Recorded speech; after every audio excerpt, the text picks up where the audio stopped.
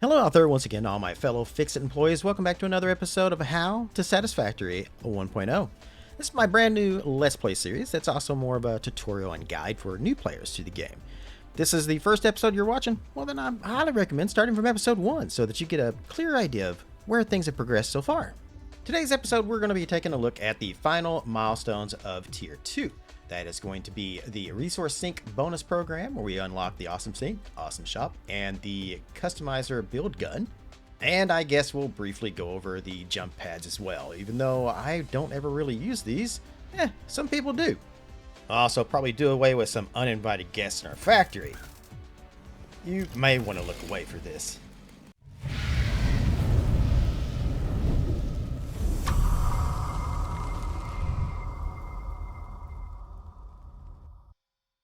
Alright, so today, starting off, let's go ahead and take a look at the Resource Sync. So it is one of our Tier 2 milestones right here, one of the last ones we have left to do. And it's going to unlock the Awesome Sync, the Awesome Shop, and the Build Gun upgrade for customizing. We are going to need 400 concrete, 500 copper wire, 200 iron rods, and 200 iron plates. I'm going to go ahead and select the milestone. Let's go ahead and throw in what we have currently. Looks like I have pretty much most all of that. I'll still need to get some rods and some plates, of which we have many apparently, because it looks like our conveyor belts here have stopped. That means our boxes are full. I'll probably take a couple of stacks of each here, and probably a stack of everything else too, just in case. Now I can go ahead and finish unlocking this, and boom goes the dynamite. Off goes our transport ship. So in Satisfactory, there are multiple ways to unlock different things in the game other than just the milestones as you progress. There is also the Awesome Shop, which you can find here in our build menu now under Special. Let's go ahead and place this down. I think a perfect place is going to be right here in front of these two biomass burners of the hub we are no longer using. I'm Commander Shepard, and this is my favorite store on the Citadel. Welcome to the Fix-It Coupon Shop. If we head in here, you can see we have all kinds of things that we can purchase to upgrade our factories and stuff with. Everything from walls with doors and conveyors holes in them, power outlets for the walls, floor hose and ceiling mounts right there. All kinds of things. Just all sorts of, well, awesome stuff, to be honest.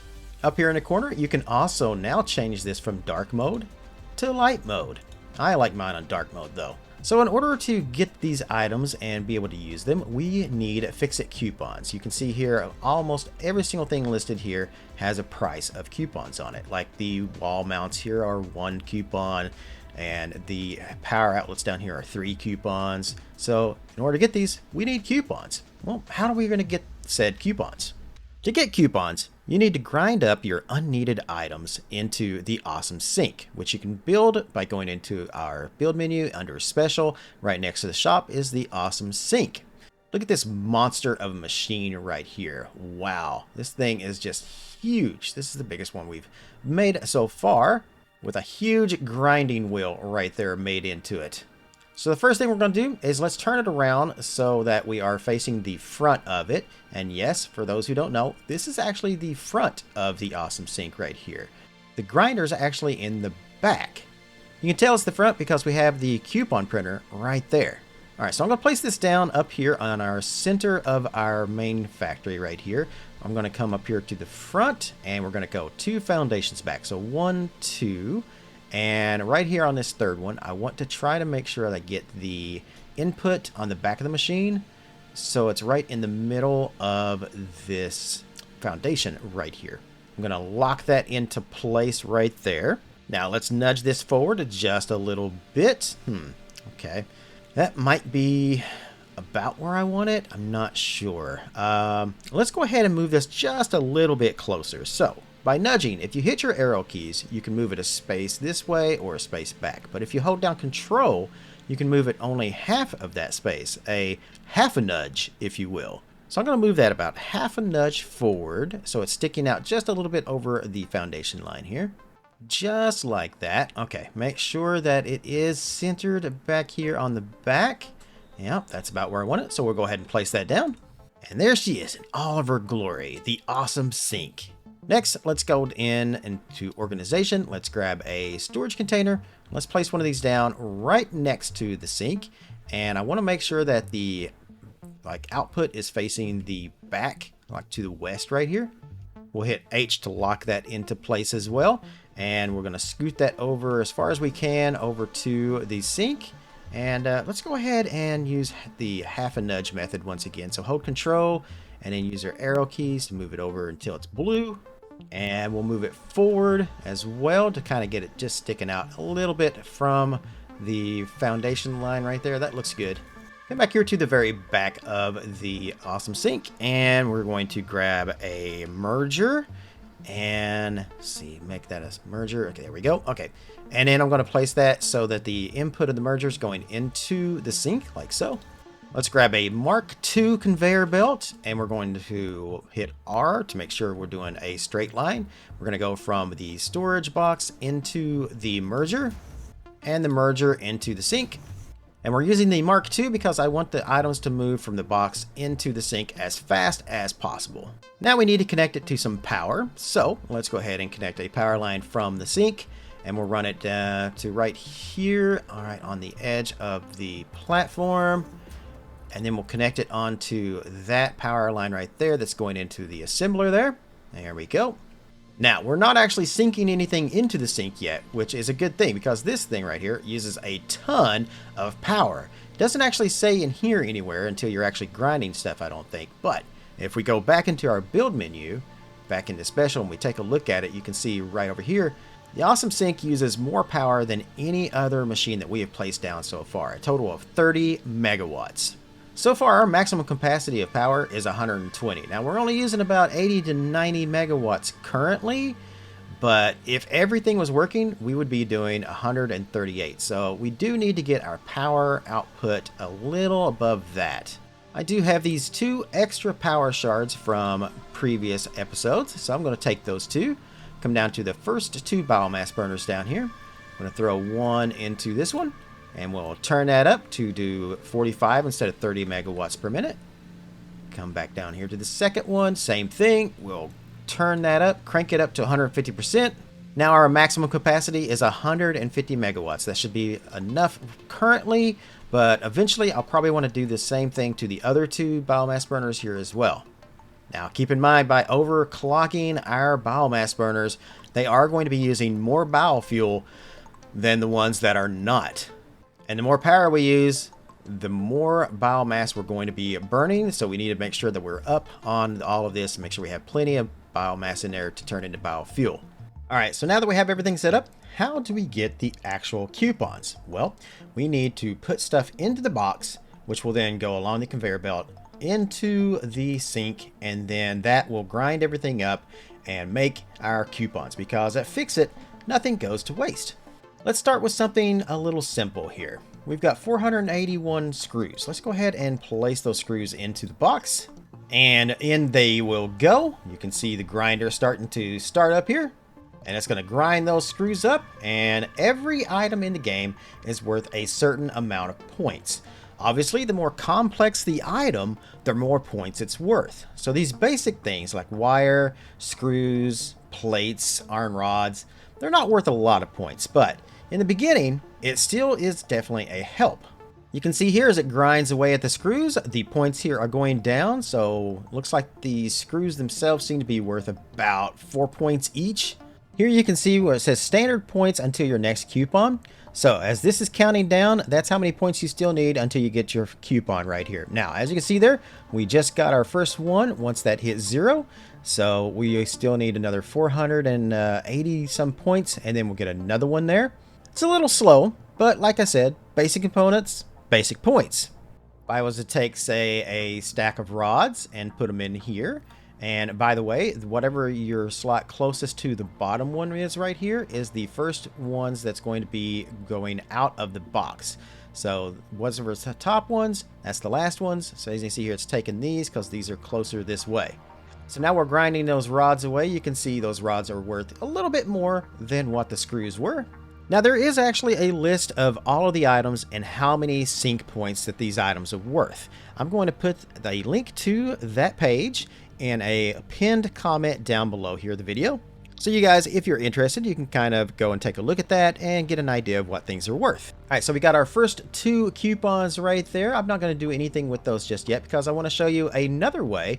Other than just sinking items into the sink, you can also do DNA points. What are DNA points? Well, to do that, we need to actually unlock the DNA capsules, which we haven't done yet. So in an earlier episode, we removed the M.A.M and we never actually placed it back down. So let's go ahead and do that real quick. We'll grab the M.A.M, put it down right here in front of the copper parts going into our storage containers, which would probably be a decent place for that. Let's go into the M.A.M and let's go to alien megafauna right here. So here we've unlocked a few things, but we never got to the bioorganic properties of yet. We didn't have enough alien parts to make the 5 protein that we needed, but we should have that now. Let's go over here to our personal storage box and let's go ahead and take those rotors and the alien protein out right there that we already have in there. Come over here to the crafting bench and I currently have 6 hog remains, which is going to be enough to make 6 hog protein. Let's go ahead and make that. Let's take all of that protein over here to the M.A.M and in here under megafauna once again, click on bioorganic properties. Let's go ahead and research that. Now that gets us a little further down the list here for research, but more importantly, we can actually now turn the alien remains of the creatures and stuff that we kill into alien biomass right here, which is actually worth more than what wood is. However, that's a little bit of a waste. I wouldn't do that. Instead, what I would do is take the alien protein that we have and we want to make alien DNA capsules. So I was able to make 4 of these alien DNA capsules right here. Let's go over here back to our sink and the storage box going into the sink. And let's take 1 of our alien capsules and put that into the sink. Now to do that, if you right click on an item, it splits the stack. So now I have 2 and 2. If we do it again, now I have 1 and 1. So we can just take that, throw it into the box, and it's going to go along the line right there. There it went. And now we can see here, bam, now we just got 4 coupons. Every single one of those alien DNA capsules is worth 1,000 points. So if I put another one in there right now, we're going to get another coupon. So as you progress through coupons, it's going to be harder and harder to get more coupons because the more you get, the kind of levels these up and it's going to require even more points. So everything remains the same about how many points it's worth. It's just going to need more points to get your next coupon. For example, the DNA points right now, we only need 1,000 in order to get another coupon. But eventually that's going to go to 2,000, 3,000, 4,000. And as you know, like I said, as we progress, it's just going to keep on moving up. All right, so I showed you now how to build a setup so that you can put things into the awesome sink manually. But what if we want to make this automatic so we don't have to keep going back and forth, grabbing things and then putting them into the box just to make tickets? So I'm going to show you how to build a temporary conveyor belt line that's going to take all of the excess stuff. As you can see down here, we've got all of these extra pieces that are going nowhere. It's all blocked because our boxes are completely full. So rather than have all of these just not doing anything, let's turn those into tickets. We are going to need something out of the awesome shop for this though. All right, so now you've got some coupons here in your sink. How do we get them? Well, right down here is a button that says print coupon. If you hit that, you're going to get a little ticket that kind of prints out. It's going to have the items right there. So you just drag these over to the sidebar here into your inventory. Now you've got your 5 tickets, or however many it was that you actually printed out. So now let's head over to the awesome shop. And now it's time to purchase our very first item from here. Let's go to management. And we're going to find the conveyor lift floor hole right here. It is 1 coupon. We'll click that. That brings up the details of the item, tells you everything about it, like what it needs to build, how many points it costs, everything like that. Let's go ahead and add to cart. Click on our shopping cart up here and then hit buy all. Now if we go into our build menu and we go to the logistics tab, you're going to see the item here listed as new, conveyor lift floor hoe. So what does the conveyor lift floor hoe do? Well, what we can do with these is we put them on the floors, obviously the foundations here, and whenever we put them down, say like right here, we can look and we can see it goes through on both sides. So now you have a complete hole in the floor, and this works on any foundation, 1 meter, 2 meter, or 4. It'll put it all the way through it, and you can connect conveyor lifts to each side of it. It really makes lining things up in your factory a whole lot easier, as well as being able to make the lifts much longer than what they normally will go. So if we take and place down a conveyor lift here on the floor and we lift it up as far as it will go, that's as far as it will actually go. We can't do it any higher than that. However, if I have a floor hole here and then we have another level that's way up there, much further up than what the actual conveyor lift will go, we can actually connect the two. We can attach the floor lift here, and then we can just lift that up and then attach it to whatever the other floor hole is up there, no matter what the distance is. That's a really good building trick, so keep that in mind for the future. So now it's time to set up our temporary sink line. So what we're going to do is we're going to take that floor hole. Let's go back into our build menu, grab that again. In fact, let's go ahead and put this as number 8 on our hotbar. We'll take that and we're going to place that so you can see on this foundation in front of where our merger going into the sink is right here. On this foundation we have, I like to call these vents, these marks on the edge of all the foundations right here, or at least all the default foundations. I'm going to place our floor hole in the corner right in front of each of these, right there. Then we're going to take a conveyor lift. Let's make it a Mark II. And we're going to stick it right on top of the hole that we just placed down right there. And we're going to have it so that the output is going into this merger right here. Let's connect that with a Mark II belt. And then we'll head down here to our logistics floor. So we've got a few items here that are no longer going into our boxes because the boxes are full. We've got screws, we've got the iron rods, and we've got these plates here. I'm pretty sure we'll also have the wire, cable, and everything else over there filled up soon as well. But that is something I will worry about later. Right now, I'm only going to worry about 2 things. That is these rods and these plates. So instead of having these lines doing absolutely nothing, they could be making us valuable tickets that we can use in the Awesome Shop. So let's take a look at the line where our rods are coming out of. Right here we have it coming out of this conveyor lift. We have it going into this merger, which combines with the other one right there. And then running along to go into the storage box up there.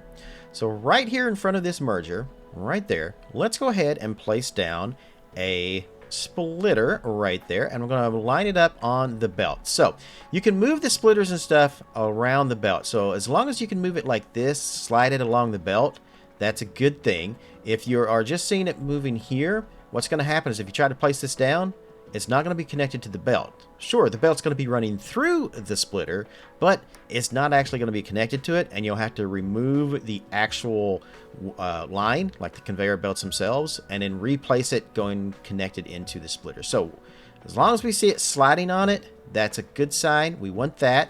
Let's slide it over until we get it right here between these 2 foundations right there. Just line it up, kind of eyeball it. That's good. Now let's go all the way over here to this line right here, the very first plate line where we have the splitter coming off of here. What we want to do is we want to place another splitter right here in this section. So let's take that splitter, and can I slide it in here? See right here, it's saying no. I cannot do that where I want to do it. And that's because of where it turns right here. It's just not going to allow me. So what we'll have to do instead is remove this line first. Then we'll take our splitter and let's place it right in front of the other splitter and right there in between these 2 foundations.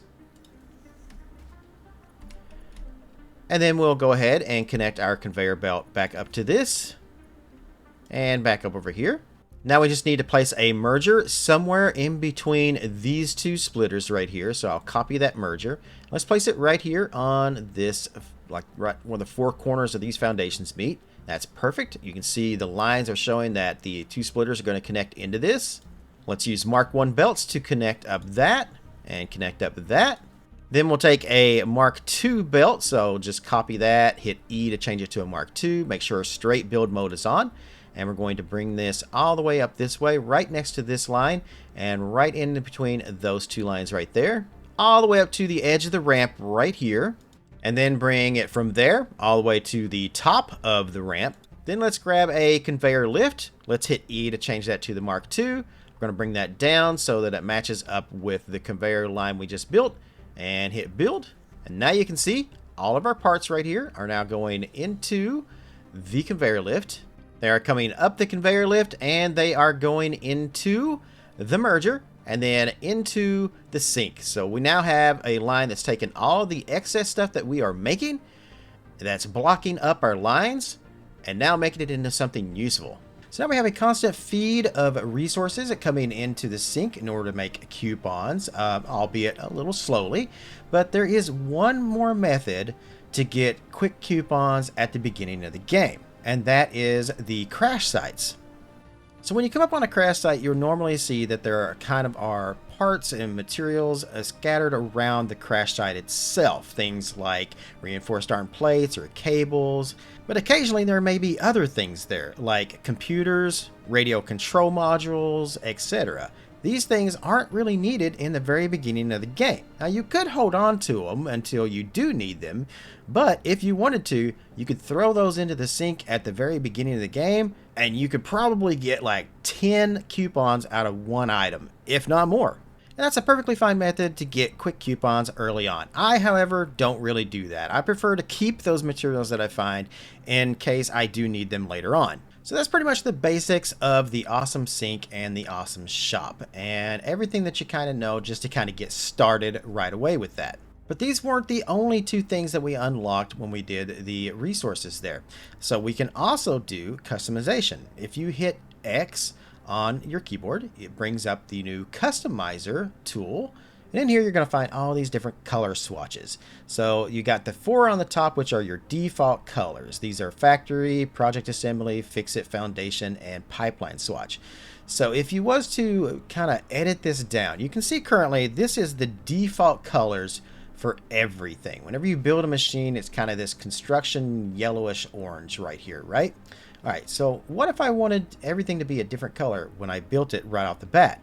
Well, let's hit X, bring that customizer back up, come up to the factory swatch, and we can change these colors around. So let's say I wanted everything to be more of a light blue, right? And then we wanted the bottom one to be kind of a black kind of highlight right there. Well, we'll change all that. We'll hit select color. And then now you can see all of our machines and even our walls over there have now changed over to this blue with black highlights.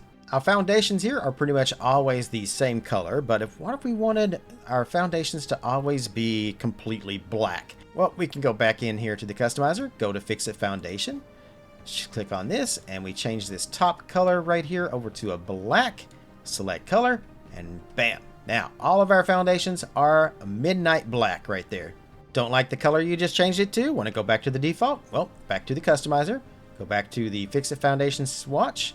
Under load preset, you can click on that, then go to foundation primary and select color, and voila, it's back to the way it was. You also have a swatch here for the pipeline as well. So we haven't actually gotten to building pipelines yet or unlock them, but once we do, you can set those to always be the same color whenever they're built. I'm just going to leave that as it is for now. Next, we have the custom swatch right here. So this one is one that you can change whenever you want and apply it to something, and it will go to that color, but it won't affect anything else, unlike these swatches down here. So if I was to say, take this swatch right here, right? I click on it and then I paint, say, this guy right here, right? Okay. So from now on, anything that uses that swatch is always going to be that color. If I go back in there and I mess around with that swatch right there and I change that to, say, purple, and then select, now you can see it's changed to a purple. So anything I paint with that swatch, whenever I change the color, everything that I use that swatch on is going to become that color. Hopefully that kind of makes enough sense to you guys there. And you have a total of 18 different swatches down here. There's also one more thing over here under customizer, which is materials, though there's nothing we can really do in here because we haven't unlocked any new materials in the actual shop yet. If we come over here to the shop and go in and we look at the customizer over here, we can come down here, you can see the different foundation materials such as coated concrete, concrete itself, grip metal, asphalt. So when we actually unlock those, you can go into the customizer, go to materials, and then you'll be able to choose the different foundation materials that you want to use and then paint the items that color. So if I had concrete unlocked, I could go through and paint all of these foundations to the concrete instead of the default here. And now we come to the final part of the video. That's going to be the jump pad. So like I was saying, I don't really ever use these, and I don't really see a use for them, but I suppose they do have their uses in some way. So in order to unlock these, we are going to need 50 rotors, 300 iron plates, and 150 cable. Let's go ahead and select the milestone and see what I've got in here. Pretty much almost have everything. I still need some more rotors, and I'm going to need 3 more iron plates. 3 more iron plates is not a problem. We are going to have to make our rotors by hand though. But once we have those, we can go ahead and pop them into the terminal along with our remaining iron plates. And then we're going to slam that red button like it's the subscribe icon down below this video. Alright, so now we've unlocked the jump pads and the jelly landing pad, which is underneath of transport, as you can see here. So first of all, we'll take a look at the jump pad. The jump pad is kind of like a spring pad in a way. So we can place it down. So by clicking once, that is putting it where we actually want it located. And then we can scroll with our mouse wheel and adjust the angle that we actually want the jump to be. So we can kind of go almost kind of straight up right there, but it doesn't really work too well. But if we scroll down a little bit, kind of go that way. Or we can go like really kind of long distances, which I guess is one good thing about these.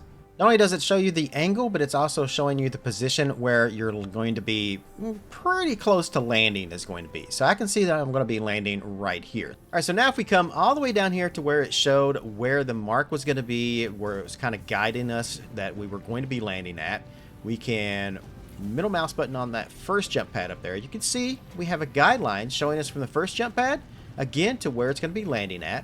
So I'm going to think probably right around in here somewhere is about where we're going to be landing. And let's see, I want to kind of get it just in front of the guideline. So right about there should do the trick, I believe. And we'll place once, and then that's going to let us place the other one down here. So I can kind of just get it just a little bit at an angle, right about that. Now the downside to the jump pads is they do need power. So we are going to have to hook it up to power lines. The jump pads use 5 megawatts total, but they don't use all of that all at once. They kind of charge themselves up, and then when you use one, then it uses the 5 megawatts. So I'll come back up here to our first ramp now, and we'll power on this one. I'll just run it temporarily to that power pole right there. All right, so all I have to do at this point is I'm just going to jump on the ramp, and you can see we're going to just come over here, and then we're going to hit the other one, and it causes a chain reaction. So you can chain a bunch of these together to kind of cover long distances fairly quickly. You can see when I landed, I did take a little bit of damage, and that's because of, well, how gravity works. Obviously, when a flying object that hits a hard surface is going to take a hit. It's like they say, it's not the fall that kills you, it's the landing. So how do I keep from taking any damage by landing? Well, that is where our other piece comes in at, the jelly landing pad. So I can place this down right around in here. And you can also see here the jelly pad also shows you where the guidelines for the jump pads are going to be. So we can just place that right in there. So it's going to be a good soft landing right about there. This one still also needs to be connected up to power lines. And the odd thing about the jelly pads is in order to build them, you need 200 biomass. So these things are actually taken away from the biomass we need to power our factory. So if we come all the way back up to our first jump pad and we hit it just right, and then we're going to come down here and hit the second one, and then now we should go right into our big jelly mode. And you see that time we had a very, very soft landing. You can also use the jump pads to get to higher elevations as well. So let's say you have a factory that's on multi-levels and you need to get up to it pretty fast. You can totally use a jump pad for that. So as you can see here, I'll place the jump pad down. I will angle it so we're going upwards. And then we'll place a foundation kind of up here somewhere, maybe right about there. So all we got to do now is come over here to our jump pad, jump on it, and up, up, and away we go to as far up as we can. Another little known fact is you can actually bounce on the back of the space giraffes too. Right, Jeffrey? So as you can see, you can chain together a lot of different jump pads for a lot of different combinations of things that you may want to do. However, I still just don't find the jump pads that useful. All in all, you have to make them. They cost a lot to build. They use power. I mean, really, honestly, if I wanted to use it for verticality, I could just throw a ladder up there, which we can totally get from the Fix It Awesome shop right under architecture. There you go, factory ladder, for a cost of 3 total coupons. And there we go. We've pretty much covered everything that I intended to for today's video. Hopefully you guys learned a little something from everything that I went over. And maybe I entertained you for about a good 20 to 30 minutes. If you're enjoying the series, make sure to give it a thumbs up. And if you aren't already, click the subscribe button down below. That way you'll never miss a video that I put out. I also want to say thank you to all of my amazing fans out there. Thank you guys. It's because of you that we have made this channel the success that it is. But there's still plenty of room for us to grow. So until next time, thanks everybody, and wherever you are in the world, good morning, good afternoon, good evening, and good night.